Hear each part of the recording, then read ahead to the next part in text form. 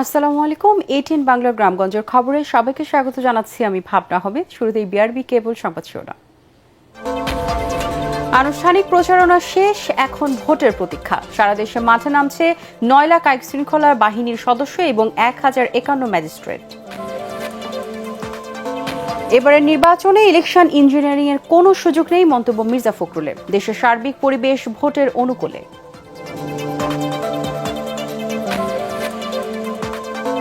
নেত্রকোনা, বান্দরবান ও ঝালকাঠিতে কয়েকটি ভোট কেন্দ্র ও নির্বাচনী কার্যালয়ে আগুন, জনমনে আতঙ্ক।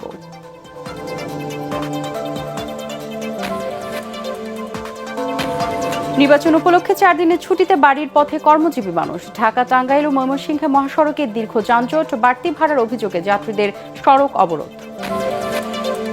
শুনছিলেন বিআরবি কেবল সংবাদ শিরোনাম, এবারে বিস্তারিত।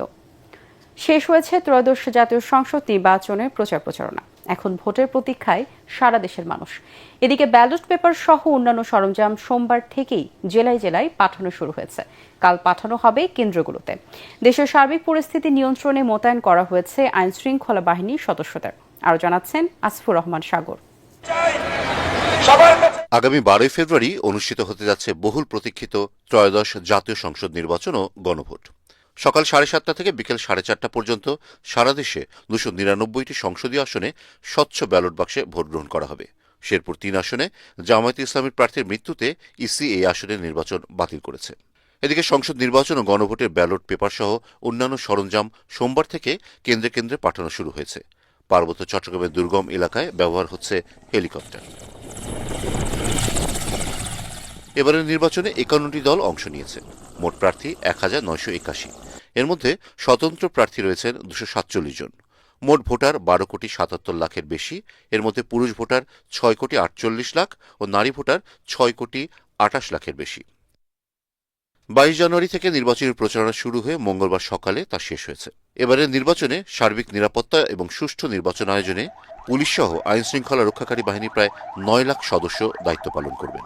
সশস্ত্র বাহিনী থেকেই 1,08,000-এর মতো সদস্য নিয়োগ করা হয়েছে, যা আগের নির্বাচনের তুলনায় প্রায় 3 গুণ। এছাড়াও পুলিশ সদস্য মোতায়েন করা হবে প্রায় 1,87,000। আর নির্বাচন উপলক্ষে সারা দেশে আইন শৃঙ্খলা রক্ষায় ভ্রাম্যমাণ আদালত পরিচালনার জন্য 1051 জন নির্বাহী ম্যাজিস্ট্রেট নিয়োগ দিয়েছে সরকার। এছাড়াও নির্বাচনে আনসার ও গ্রাম প্রতিরক্ষা বাহিনীর সদস্য থাকবেন 5,55,958 জন। বিজিবি 37,453, র্যাবের প্রায় 8,000, নৌবাহিনীর 5,000, কোস্টগার্ডের 3,500 এবং ফায়ার সার্ভিসের 13,000 সদস্য নির্বাচনী দায়িত্ব পালন করবেন। পরিস্থিতি জানার জন্য প্রতিটি ভোটকেন্দ্রে একজনের কাছে থাকবে বডি ক্যামেরা। এছাড়া একাধিক ভোটকেন্দ্রের নিয়ন্ত্রণের জন্য থাকবে 180টি স্ট্রাইকিং টিম এবং 510টি মোবাইল টিম। সারা দেশে প্রতিটি ভোটকেন্দ্রে আইন শৃঙ্খলা বাহিনীর 16 থেকে 17 জন সদস্য এবং ঝুঁকিপূর্ণ কেন্দ্রে 17 থেকে 18 জন মোতায়েন থাকবেন। আসিফুর রহমান সাগর, এটিএন বাংলা। এবারের নির্বাচনে ইলেকশন ইঞ্জিনিয়ারিং এর কোনো সুযোগ নেই বলে মন্তব্য করেছেন বিএনপি মহাসচিব মির্জা ফখরুল ইসলাম আলমগীর। দেশের সার্বিক পরিবেশ নির্বাচনের অনুকূলে রয়েছে বলেও জানান তিনি। সকালে ঠাকুরগাঁওয়ে তার বাসভবনে সংবাদ সম্মেলনে বিএনপি মহাসচিব এসব কথা বলেন। জামায়াত ভুয়া সংবাদ ছড়িয়ে অপপ্রচার চালাচ্ছে বলে অভিযোগ করে মির্জা ফখরুল। বলেন, বিএনপি ইতিবাচক ও গঠনমূলক রাজনীতিতে বিশ্বাসী।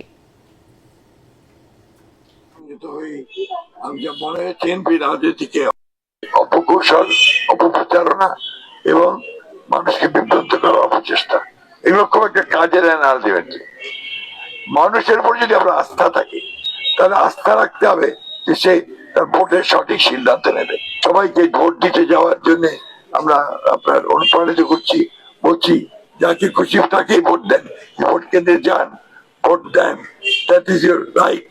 আমরা তো অত্যন্ত আশাবাদী যে বিএনপি একটা ল্যান্ডস্লাইড বিক্রি পাবে।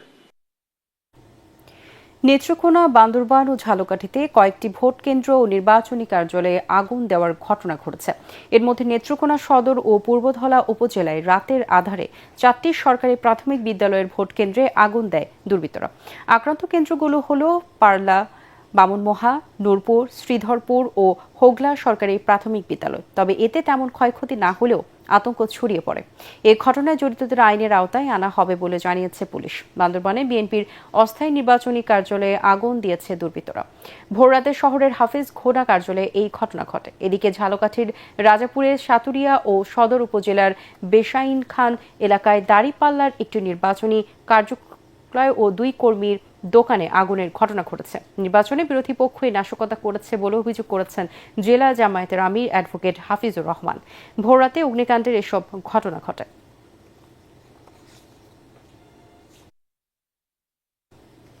ত্রয়োদশ জাতীয় সংসদ নির্বাচন উপলক্ষে আজও সারা দেশে জেলা প্রশাসকের কার্যালয় থেকে ব্যালট পেপার সহ নির্বাচনী সামগ্রী বিতরণ করা হয়। চট্টগ্রামের 16টি সংসদীয় আসনে 1965টি কেন্দ্রে ভোট গ্রহণ করা হবে। ইতিমধ্যে প্রতিটি নির্বাচনী এলাকায় সকল নির্বাচনী সামগ্রী পৌঁছে দেওয়া হয়েছে। সহকারী রিটার্নিং কর্মকর্তার কার্যালয় থেকে বুধবার সকালে ব্যালট পেপার সহ আইন শৃঙ্খলা বাহিনীর সদস্যরা পৌঁছে যাবেন এসব ভোট কেন্দ্রে। এদিকে সংসদ নির্বাচন ও গণভোটকে কেন্দ্র করে চট্টগ্রাম নগরের নিরাপত্তা জোরদার করেছে আইন শৃঙ্খলা বাহিনী। মেহেরপুরে উপজেলা পর্যায়ে ভোটের সরঞ্জাম বিতরণ করা হয়েছে। আগামীকাল সকাল থেকে কেন্দ্রে কেন্দ্রে পৌঁছে যাবে ভোটের এসব সরঞ্জাম। উপজেলা পর্যায়ে সহকারী রিটার্নিং কর্মকর্তা এসব সরঞ্জাম বুঝে নেন। কিশোরগঞ্জে জেলা প্রশাসকের কার্যালয় থেকে 6টি সংসদীয় আসনের ভোট কেন্দ্রগুলোতে নির্বাচনী সামগ্রী বিতরণ করা হয়। ভোট গ্রহণ ও ব্যালট বিতরণ প্রক্রিয়ার নিরাপত্তা নিশ্চিত করতে স্থানীয় প্রশাসন, পুলিশ ও ইসির মনিটরিং টিম তৎপর রয়েছে। জাতীয় নির্বাচন উপলক্ষে 4 দিনের ছুটি পেয়ে গ্রামের বাড়ি ফিরছেন মানুষ, আর এতেই চাপ পড়েছে সড়কে। গাজীপুরের মহাসড়কে ঘরমুখী মানুষের ঢল নেমেছে। এতে ঢাকা টাঙ্গাইল ও ঢাকা ময়মনসিংহ মহাসড়কের 50 কিলোমিটার জুড়ে নজিরবিহীন যানজট দেখা দেয়। বাড়তি ভাড়া নেওয়ার অভিযোগে সড়ক অবরোধ করে বিক্ষুব্ধ যাত্রীরা। পরে পরিস্থিতি স্বাভাবিক হয়, আরও জানাচ্ছেন নিয়াজ জামান সজীব। সড়ক মহাসড়কে যেন ঈদের ছুটির মতো পরিবেশ। রাজধানী ছেড়ে বাড়ির পথে ছুটছেন মানুষ। জাতীয় নির্বাচন উপলক্ষে সাধারণ ছুটি বুধবার থেকে হলেও সরকার আজ থেকে পোশাক কারখানাগুলোর ছুটি ঘোষণা করে। এত লম্বা দিনের ছুটি পেয়ে বাড়ি ফিরছেন মানুষ, ফলে চাপ পড়েছে মহাসড়কে। যাওয়ার তো কোনো লাইন দেখতেছি না, ওরা তো কলে ফেলাই কলম পাচ্ছে। মানুষ স্বাচ্ছন্দ্যে ভোট দিব, তার চাইতে হয়রানি হইতেছে। 4 দিন বন্ধ দিল গার্মেন্টসের কোনো বেতন বেশি না, কোনো কিছু না। একটা গার্মেন্টস শ্রমিকের 700 টাকাতে ভোট দিতে কিভাবে বাজে সেটা? নিজের টাকা খরচ করে ভোট দিবার যাবো, তারপরেও আঙ্গুল কোনো নিরাপত্তা নাই। দাঁড়ায় থাকে 500, 600, 800 এভাবে গাড়ি আলারা গাড়ি ভাড়া যাইতে। গাজীপুরের মহাসড়কে ঘরমুখী মানুষের ঢল নামে। যাত্রীর তুলনায় সড়কে পরিবহনের সংখ্যা কম। এতে ঢাকা টাঙ্গাইল ও ঢাকা ময়মনসিংহ মহাসড়কের 50 কিলোমিটার জুড়ে দেখা দেয় যানজট। এ সুযোগে 3 গুণ ভাড়া আদায়ের অভিযোগ উঠেছে পরিবহন সংশ্লিষ্টদের বিরুদ্ধে। 1200 টাকা চাই, এখন কয় কি 500 টাকা, 1200 টাকা করে ভাড়া চাই। রংপুরে কত করে? 1200 টাকা নাকি চাইলেন? জিগান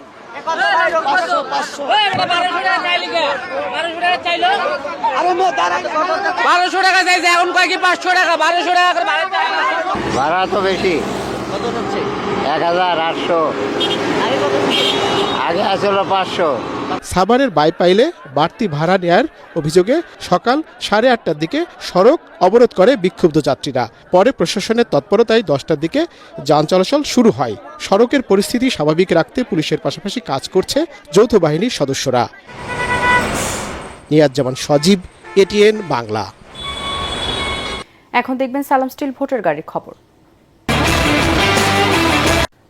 প্রচারণার পর এখন ভোট উৎসবে মেতে উঠছে প্রস্তুত নারী জাগরণের অগ্রদূত বেগম রোকেয়ার জন্মস্থান রংপুর। এরই মধ্যে উপজেলা পর্যায়ে পাঠিয়ে দেওয়া হয়েছে নির্বাচনী সামগ্রী।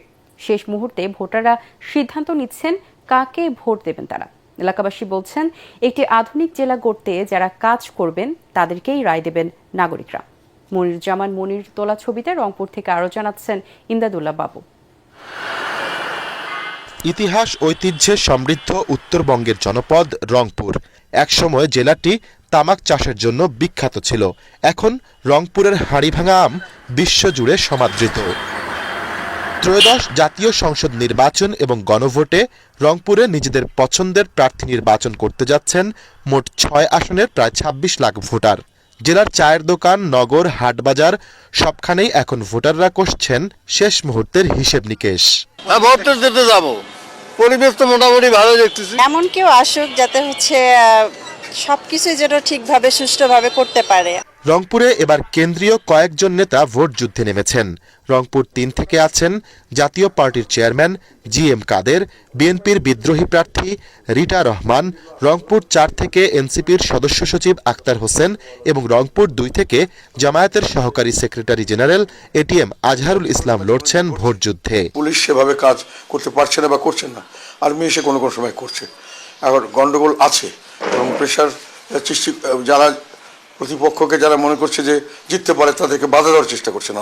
ওনাদের অর্থশক্তিটা একটা আমি মনে করি আমাদের সমাজের জন্য শুধু না, আমাদের দেশ বা আমাদের মূল্যবোধের জন্য শুধু না, এটা পরিবেশ পরিস্থিতির জন্য একটা হুমকি। মানুষ একটা দীর্ঘ স্বৈরশাসনের পর মুক্তি পেয়েছে এবং স্বাধীনতার পর যে তাদের অভিজ্ঞতা, আসলে যে শাসন ব্যবস্থা 3 দল আমাদের উপহার দিয়েছে, এই শাসন ব্যবস্থা থেকে মানুষ মুক্তি চায়। এদিকে রংপুরের SP মারুফত হোসেন জানিয়েছেন, জেলার নির্বাচনী কেন্দ্রগুলো এবং ভোটারদের নিরাপত্তায় সর্বোচ্চ গুরুত্ব দিচ্ছে আইন শৃঙ্খলা রক্ষাকারী বাহিনী।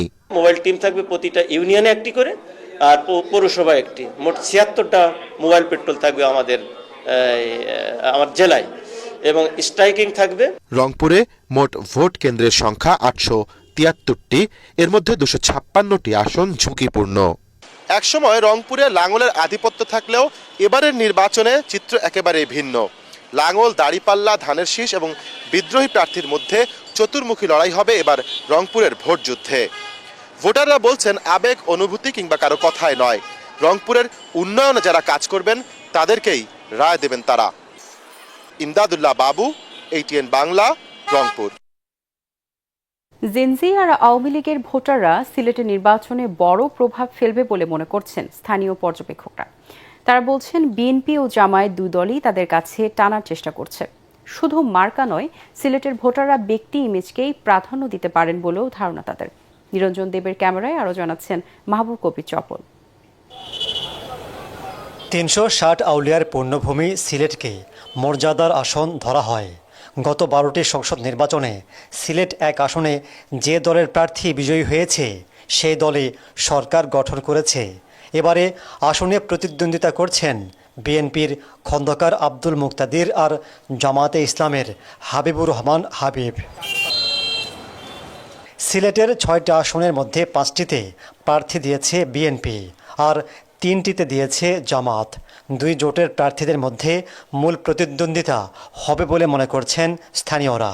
জামায়াতে ইসলামী NCP জোট এবং অন্যদিকে বিএনপি বা তাদের জোট, সেই ক্ষেত্রে তুলনামূলকভাবে হয়তো আওয়ামী লীগের যে ভোটাররা হয়তো বা বিএনপির দিকে ঝুঁকতে পারে। উৎকণ্ঠাও আছে আর কি, মনে করছে যে মানুষ যায় ভোট কেন্দ্রে নিরাপদ থাকবে কিনা, তার মধ্যে একটা ভয় কাজ করছে, এটাও কিন্তু আছে। সিলেটের 6টি আসনে ভোটার প্রায় 29 লাখ, এর মধ্যে জেনজি বা তরুণ ভোটার 1.5 লাখ, সংখ্যালঘু চা শ্রমিক প্রায় 2.5 লাখ। ভোটের মাঠে তারা প্রভাব ফেলবেন বলে মনে করছেন বিশ্লেষকরা। পাশাপাশি আওয়ামী লীগের ভোটাররাও ফলাফল নির্ধারণে ভূমিকা রাখবেন বলে মনে করছেন তারা। নৌকায় ভোট দিত আওয়ামী লীগের সাধারণ সে সাপোর্টার সমর্থক, তার জন্য কিন্তু কোনো অপশন নাই, সে কোথায় ভোট দেবে। এটা হবে, অনেকে কিন্তু হয়তো বিএনপিকে দিবে, কেউ কেউ হয়তো জামাতকে দিতে পারে, এটা তার ব্যক্তিগত সিদ্ধান্ত। কিন্তু ভোটের জায়গায় অনেকেই হয়তো ভোট কেন্দ্রে যাওয়া থেকে বিরত থাকবে, এটা আমার মনে হয়। সেই নতুন প্রজন্মের তারা মহিলাদের মধ্যেও আছে, এরা ভোট দিতে যাবে, ওরা ভোট দেবে। এখন এরা তো প্রকাশ করছে না কাদেরকে দিবে না দিবে, তো এদের একটা প্রভাব আছে আমি মনে করি। নির্বাচন সামনে রেখে জোরদার করা হয়েছে নিরাপত্তা। 2008 সালের পর আবারও নির্দলীয় সরকারের অধীনে ভোট দেওয়ার সুযোগ পাচ্ছেন ভোটাররা, যদিও আওয়ামী লীগের সমর্থকরা তা থেকে বঞ্চিত হচ্ছেন দলের কর্মফলে। ভোটের পরিবেশ শান্তিপূর্ণ থাকলে উপস্থিতিও ভালো হবে বলে ধারণা করা হচ্ছে। মাহবুব কবির চপল, ATN বাংলা, সিলেট। সালাম স্টিল ভোটার গাড়ি নিয়ে ফেনীর দাগনভূঞা আছেন সহকর্মী মুশফিকুর রহমান। তিনি জানাচ্ছেন সেখানকার নির্বাচনী পরিস্থিতি।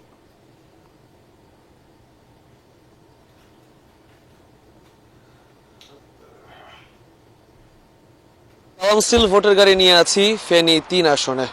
ফেনীর দাগনভূঞা এবং সোনাগাজী এই দুটি উপজেলা নিয়ে এই আসনটি গঠিত। এই আসনে সকাল থেকে যেহেতু আজকে প্রচার প্রচারণা বন্ধ, তারপরেও কিন্তু ভোটের মাঠে বেশ উত্তাপ ছড়াচ্ছে। বিএনপির প্রার্থী হিসেবে এখানে রয়েছেন আব্দুল আওয়াল মিন্টু এবং জামায়াতে ইসলামের প্রার্থী হিসেবে রয়েছেন ফখরুদ্দিন মানিক। এই দুইজনের মধ্যেই কিন্তু বেশ জয় পরাজয়ের সমীকরণ, সেটা মেলাতে ব্যস্ত স্থানীয় ভোটাররা। তারা কিন্তু আসলে দুই রকমের কথাই বলছেন, অনেকে জামায়াতের কথা বলছেন, অনেকে বিএনপির কথা বলছেন। সেই ক্ষেত্রে আসলে ভোট অনুষ্ঠিত হওয়ার আগে এখনো নিশ্চিত করে কোনো সমীকরণ মেলানো আর কোনো সুযোগ নেই যে আসলে কোন পক্ষ শক্তিশালী অবস্থানে আছে। তবে এই কথাটা অবশ্যই বলা যায় যে হাড্ডাহাড্ডি লড়াই হবে এখানে, এবং নির্বাচনের আমেজ বা নির্বাচন যে জমে উঠেছে সেটা এই দাগনভূঞা এবং সোনাগাজীর এই ফেনী 3 আসনে এলে কিন্তু বেশ ভালো করেই বোঝা যাচ্ছে। সালাম স্টিল ভোটার গাড়ি নিয়ে এই ছিল এখনকার মতো আমার কাছে সবশেষ খবর। সালাম স্টিল ভোটার গাড়ি নিয়ে বান্দরবান থেকে সেখানকার সর্বশেষ নির্বাচনী হালচাল জানাচ্ছেন প্রতিনিধি মিনারুল হক। দর্শক, সালাম স্টিল ভোটের খবর জানাচ্ছি আমি বান্দরবান শহরের প্রাণকেন্দ্র ট্রাফিক মোড় থেকে। বান্দরবানের 300 নং সংসদীয় আসনে এখন নির্বাচনী প্রস্তুতি প্রায় শেষ পর্যায়ে।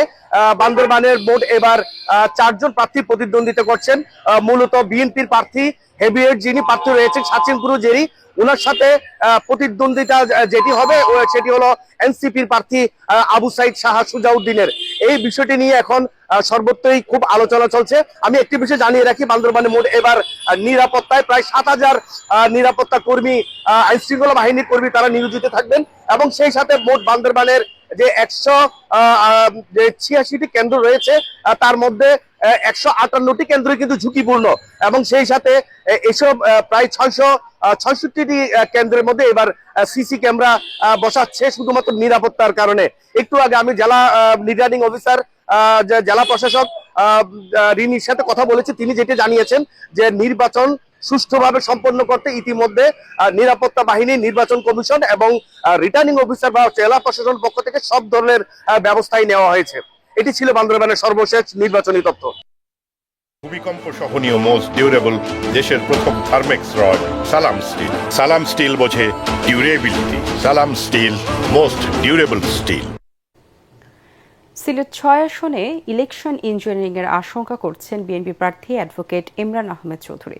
দুপুরে সিলেট জেলা রিটার্নিং কর্মকর্তার কাছে লিখিত অভিযোগ দিয়ে সাংবাদিকদের কাছে এমন আশঙ্কার কথা জানান তিনি।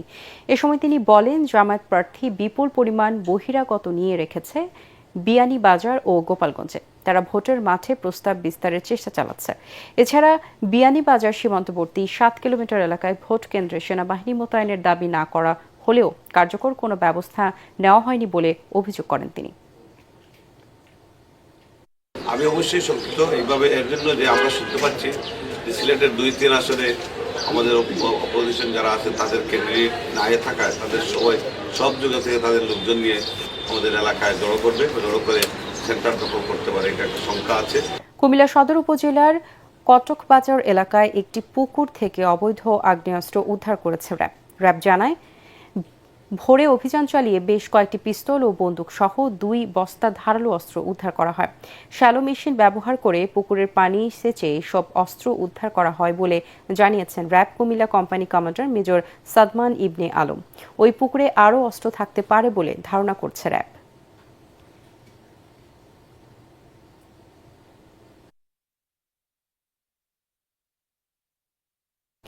ত্রয়োদশ জাতীয় সংসদ নির্বাচন ও গণভোট উপলক্ষে আগামীকাল থেকে 13 ফেব্রুয়ারি পর্যন্ত টানা 3 দিন বেনাপোল স্থলবন্দর দিয়ে সকল প্রকার আমদানি রপ্তানি কার্যক্রম বন্ধ থাকবে। বেনাপোল C&F স্টাফ অ্যাসোসিয়েশনের সিনিয়র সহসভাপতি খায়রুজ্জামান মধু জানান, আমদানি রপ্তানির কাজে জড়িত C&F মালিক, কর্মচারী, হ্যান্ডলিং শ্রমিক ও ট্রাক চালকরা ভোট দিতে নিজ নিজ এলাকায় চলে গেছেন। ফলে 3 দিন বন্দরের কার্যক্রম বন্ধ রাখার সিদ্ধান্ত নেওয়া হয়েছে। শনিবার সকাল থেকে যথারীতি আবারও আমদানি রপ্তানি কার্যক্রম শুরু হবে। পরবর্তী সংবাদ দেখার আমন্ত্রণ জানিয়ে এখনকার মতো শেষ করছে এটিএন বাংলার সংবাদ। ইউটিউবে দেখতে ব্রাউজ করুন youtube/ATN বাংলা নিউজ। ধন্যবাদ সবাইকে।